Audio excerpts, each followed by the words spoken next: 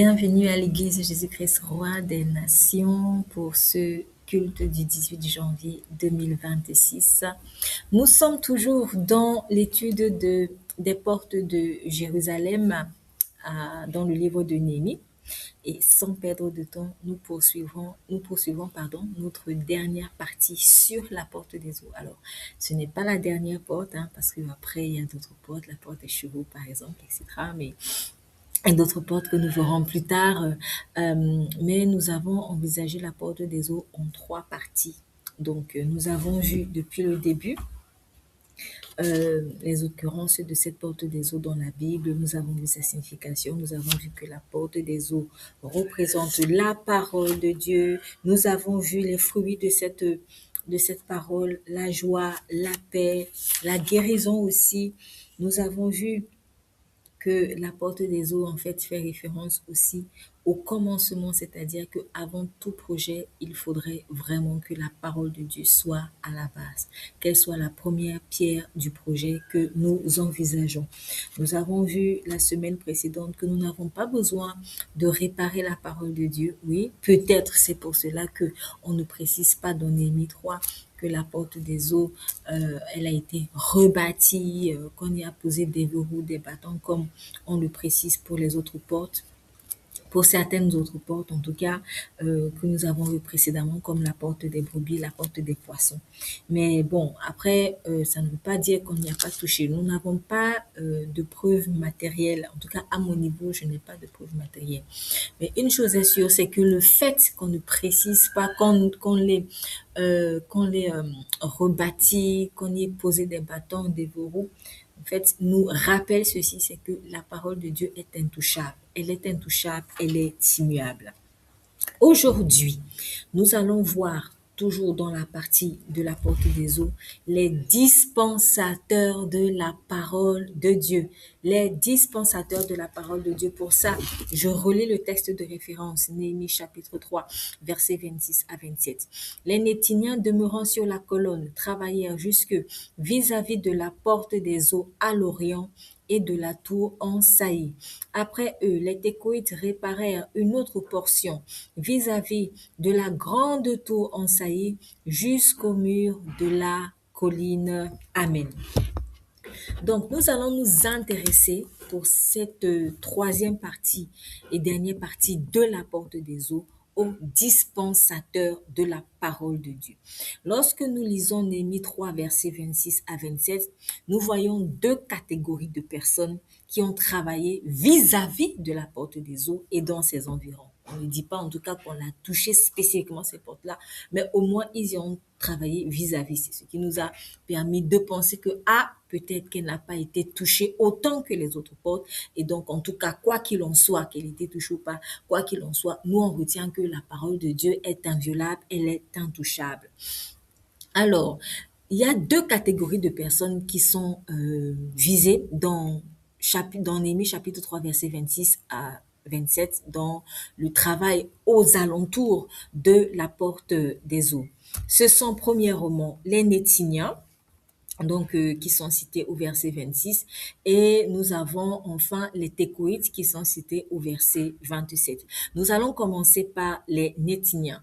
Je reprends verset 26, Néhémie chapitre 3. Les Néthiniens demeurant sur la colline travaillèrent jusque vis-à-vis de la porte des eaux à l'orient et de la tour en saillie. Alors, les Néthiniens, c'est qui les Néthiniens? Les Néthiniens, ce sont des serviteurs du temple. Ce sont des serviteurs du temple qui sont installés sur la colline de l'Ophel. Ils sont, alors, je dis la colline de l'Ophel parce que certaines versions même de la parole disent, au lieu de, ils disent clairement qu'ils sont situés à la colline de l'Ophel. Mais bon, en tout cas, quand vous lisez la parole de Dieu et que vous faites quelques recherches, vous verrez que ils étaient installés sur ce qu'on appelle la colline de l'Ophel. Ils sont consacrés au service de Dieu dans le sanctuaire de Dieu. Nethinia signifie en hébreu les données. En hébreu, en araméen, en tout cas, j'avoue, je ne suis pas très sûre si ce soit l'hébreu, l'araméen ici, mais bon, en tout cas, le plus important, c'est qu'on retienne que cela signifie donner. Le mot nethinien signifie donner. Et les donner. Et les donner dans le sens de des personnes données, pas donner dans le sens de, je sais pas, peut-être données scientifiques, pas ce genre de choses, mais vraiment donner dans le sens de ils sont donnés, tu es donné, je suis donné à. Voilà. Donc, leur fonction était des plus simples. C'était vraiment des plus humbles, c'est-à-dire couper le bois et puiser de l'eau pour le culte. Là, vous avez une référence par rapport à cela dans Josué 9, verset 27, à propos des Gabaonites. Donc, on va dire que les Gabaonites, ils étaient un peu comme dans la catégorie des Nétiniens. C'était en général, en fait, les Nétiniens, c'était en général des esclaves prisonniers de guerre, des esclaves prisonniers de guerre, qui étaient donc donnés aux prêtres et aux lévites pour les servir, oui, pour les servir dans le sanctuaire de Dieu. Donc, pour faire parler terre à terre, quand il y avait une guerre, quand Israël allait en guerre avec notre peuple, et que Israël avait la victoire, et ben, les étrangers donc étaient pris comme des esclaves, et ces esclaves-là, prisonniers de guerre, étaient souvent donnés aux prêtres ou aux lévites pour les servir dans le sanctuaire.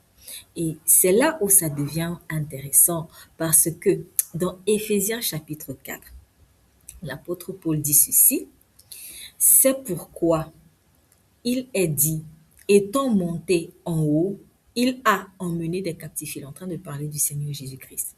C'est pourquoi il est dit, étant monté en haut, il a emmené des captifs, donc des prisonniers. D'ailleurs, français courant et second 21 et ainsi que parole de vie disent prisonniers.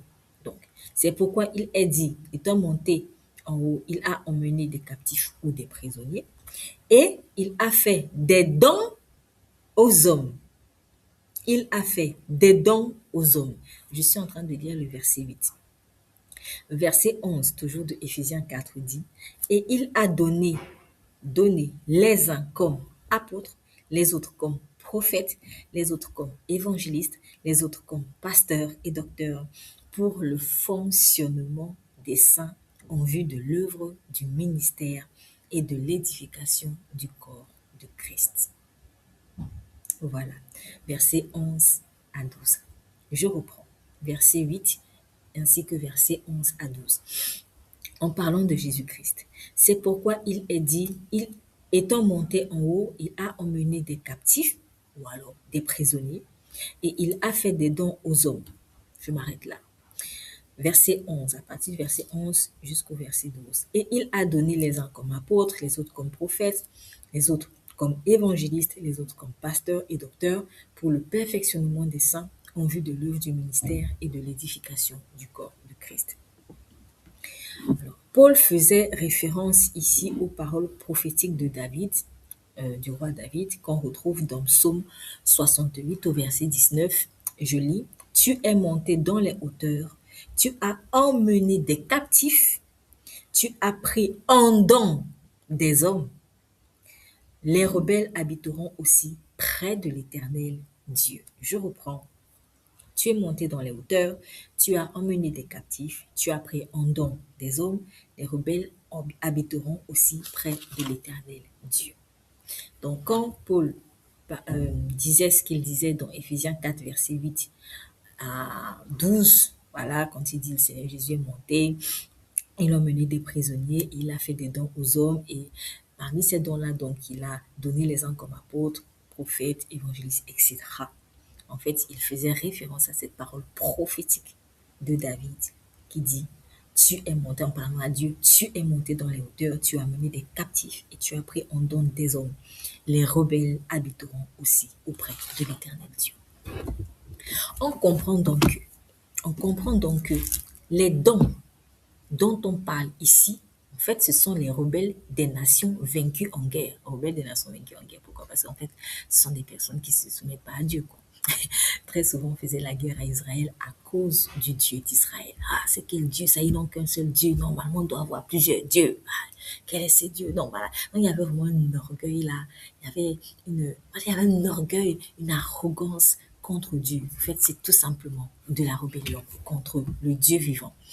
On comprend que les dons dont on parle ici, ce sont les rebelles des nations vaincues en guerre. Cela signifie que les apôtres, les prophètes, les pasteurs, les évangélistes, les docteurs étaient des anciens rebelles.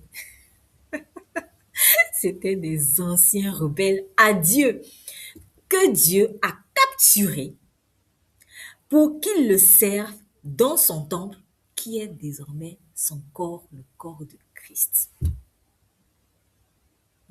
Je reprends.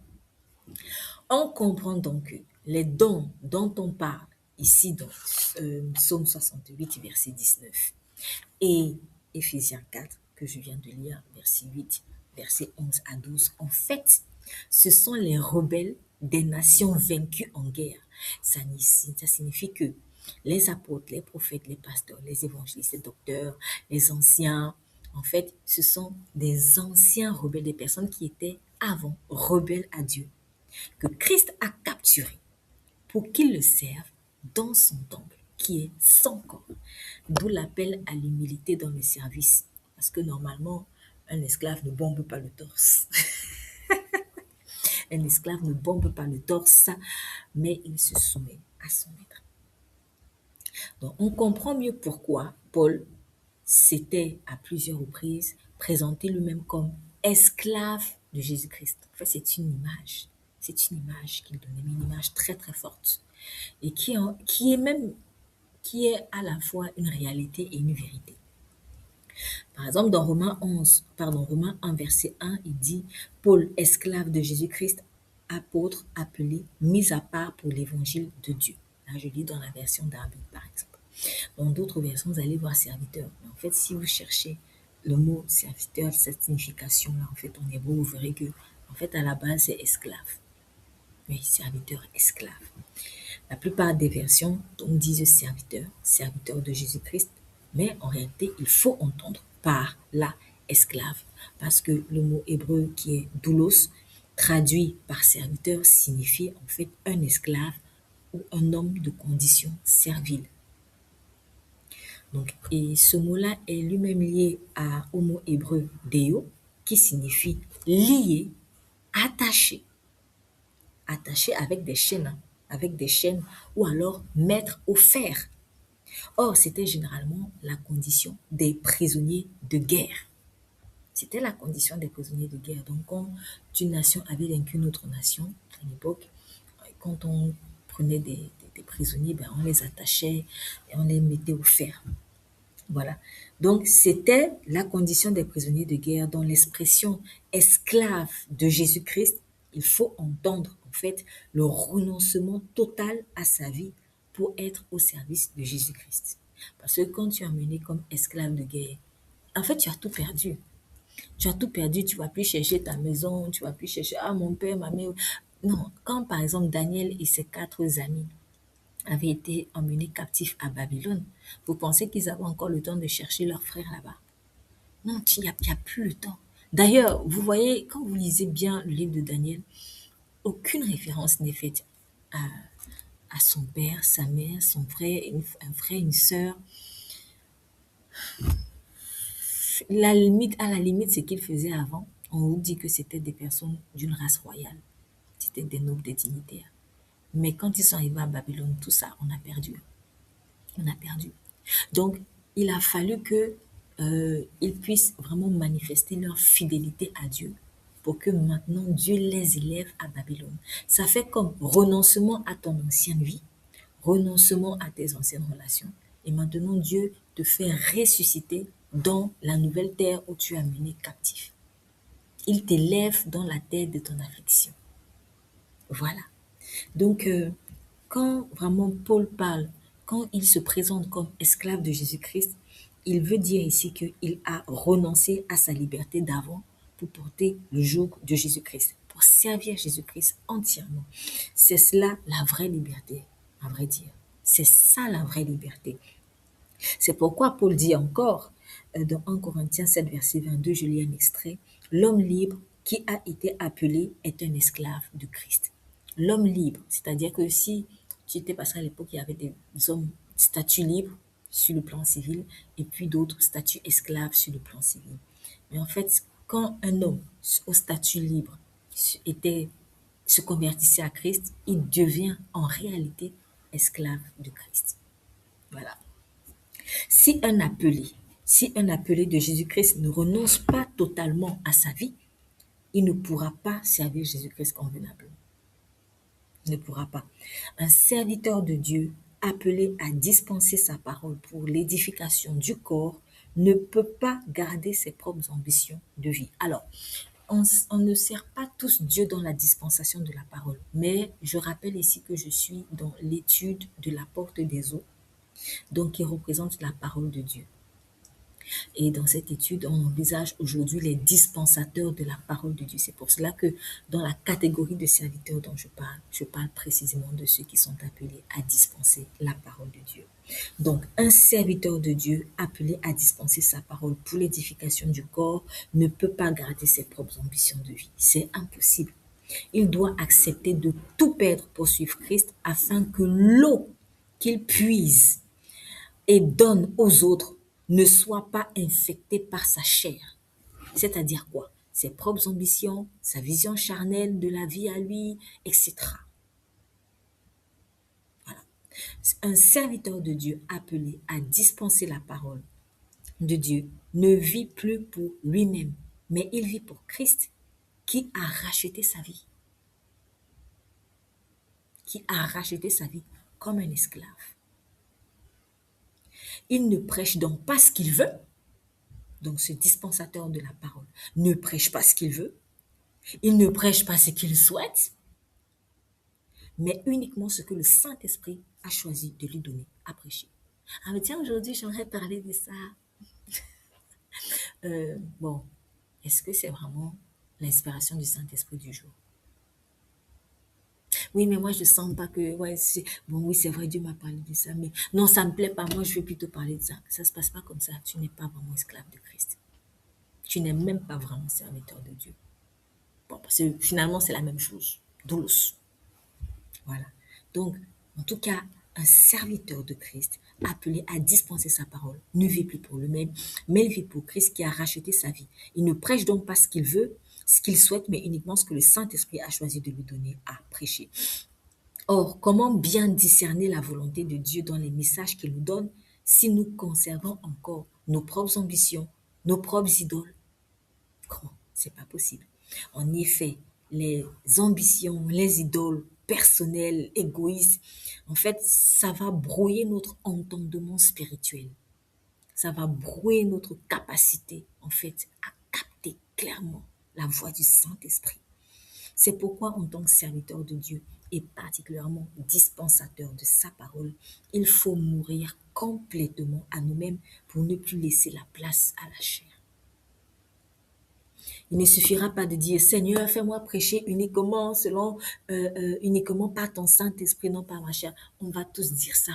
C'est-à-dire, dès que tu t'apprêtes à donner un message, tout le monde va dire ça.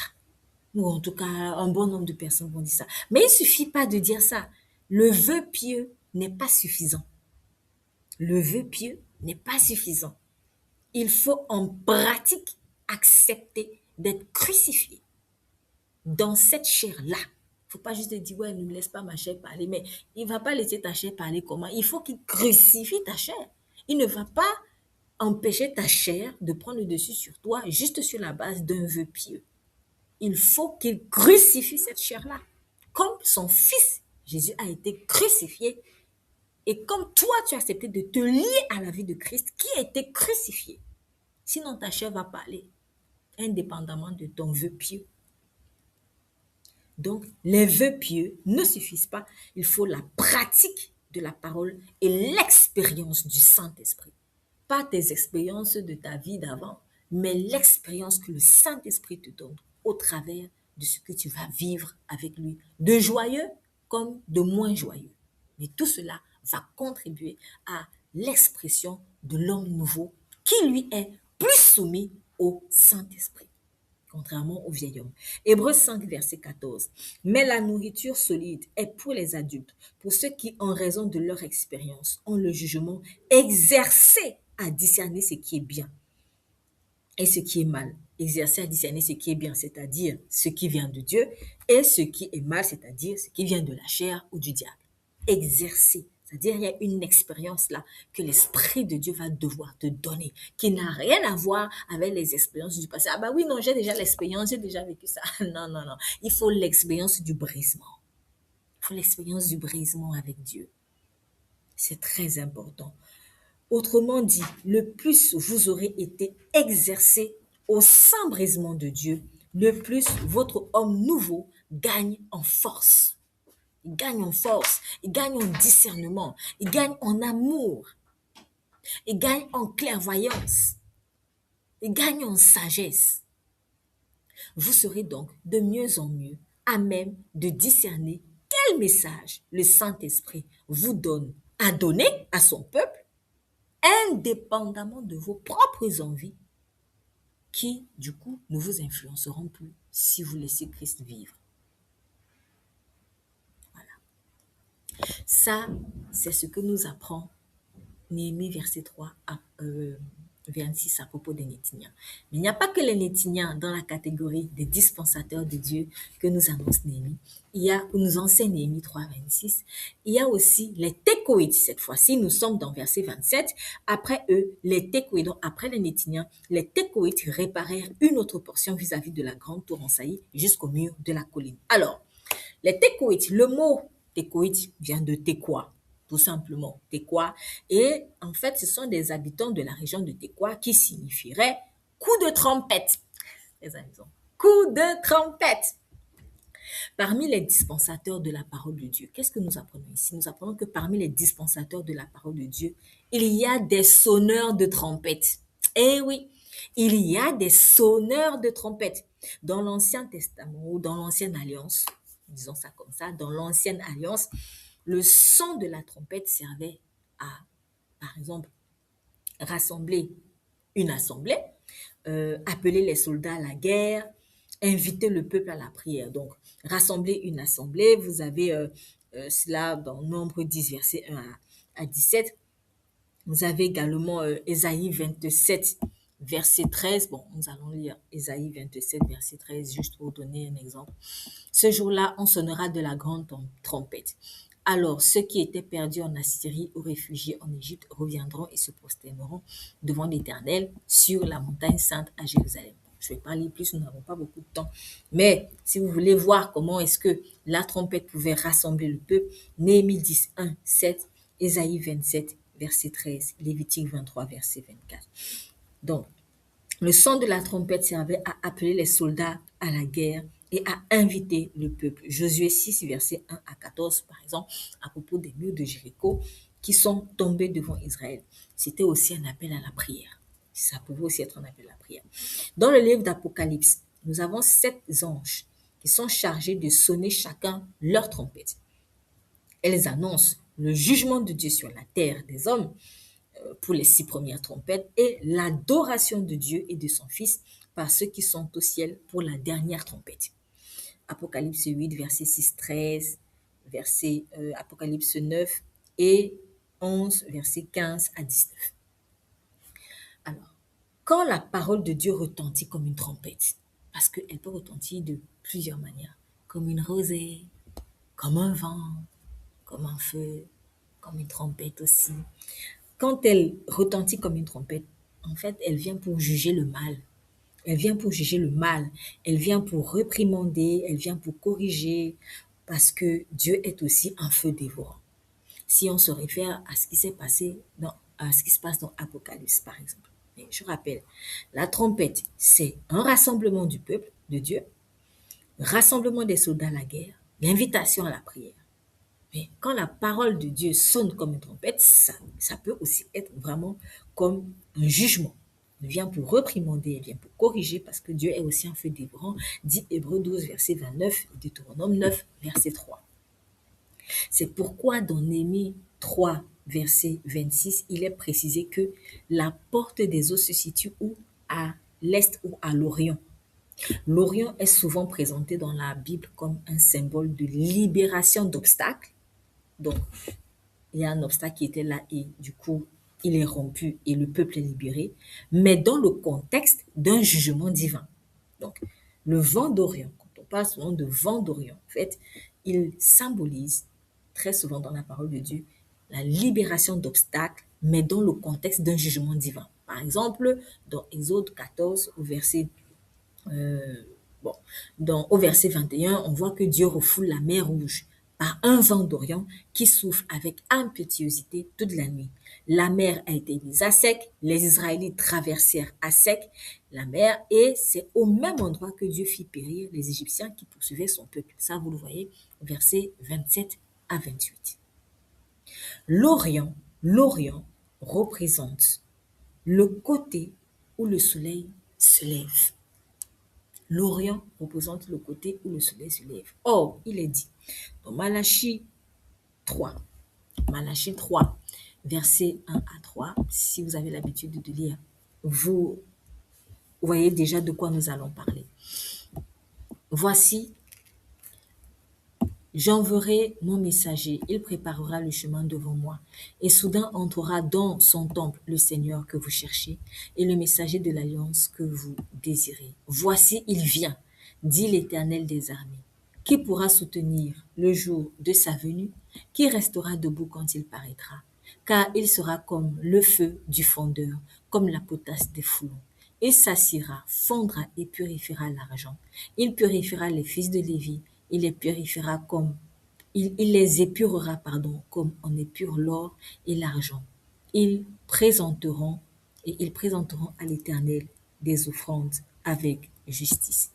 Bon, alors, euh, je pense que ce n'est pas exactement, non, bon, c'est pas une erreur en tant que telle, mais ça dépend des versions aussi, parce que parfois c'est à la fin du vers de Malachie 3, mais je crois que j'aurais plutôt dû lire Malachie 4. C'est Malachie 4 qui est plus approprié ici, donc excusez-moi, je reprends. Malachie 4. Alors, dans certaines versions, ça va être Malachie 3 vers la fin. Mais bon, dans la version 1910, seconde 1910, c'est Malachie 4. Malachie 4, versets 1 à 3. Car voici le jour vient ardent comme une fournaise. Tous les hautains et tous les méchants seront comme du chaume. Le jour qui vient les embrasera, dit l'Éternel des armées. Il ne leur laissera ni racine ni rameau. Mais pour vous qui craignez mon nom, se lèvera le soleil de la justice et la guérison sera sous ses ailes. Vous sortirez et vous sauterez comme les veaux d'une étable et vous foulerez les méchants car ils seront comme de la cendre sous la plante de vos pieds au jour que l'Éternel, au jour que je prépare, dit l'Éternel des armées. Amen. Voilà. Donc, en gros, Orient ou Ouest, en fait, ça correspond bien souvent au jugement de Dieu, d'où découleront la délivrance et la guérison. Vent d'Orient, Orient, ça correspond au jugement de Dieu, d'où vont découler la délivrance et la guérison. Donc, c'est pas le jugement pour le jugement, c'est pas le jugement pour te condamner, pour que tu aies un enfer. Non, c'est pas ça. C'est vraiment un jugement qui produit la délivrance et la guérison. C'est aussi cela, l'eau de la parole de Dieu. Elle doit être acceptée dans tous ses aspects.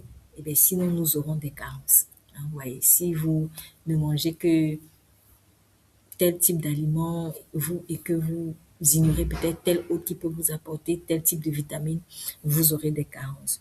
Donc, c'est aussi ça les técoïdes. Il faut accepter les nétiniens, il faut accepter aussi les técoïdes qui sont des sonneurs de trompette qui vont parfois vous dire hola, hola, hola, attention! Oui, beaucoup de personnes n'aiment pas ça, mais ça aussi c'est un aspect de Dieu. Il faut vraiment l'accepter. Père, merci infiniment pour ta parole. Merci pour ce que tu nous enseignes au travers de Néhémie 3, versets 26 à 27. Seigneur, nous te bénissons pour les dispensateurs de ta parole. Nous reconnaissons, Seigneur, que ceux que tu appelles à dispenser ta parole, en réalité, c'était des personnes qui étaient également pécheresses. C'était des personnes qui étaient esclaves du mal, esclaves du péché, de la chair et du diable.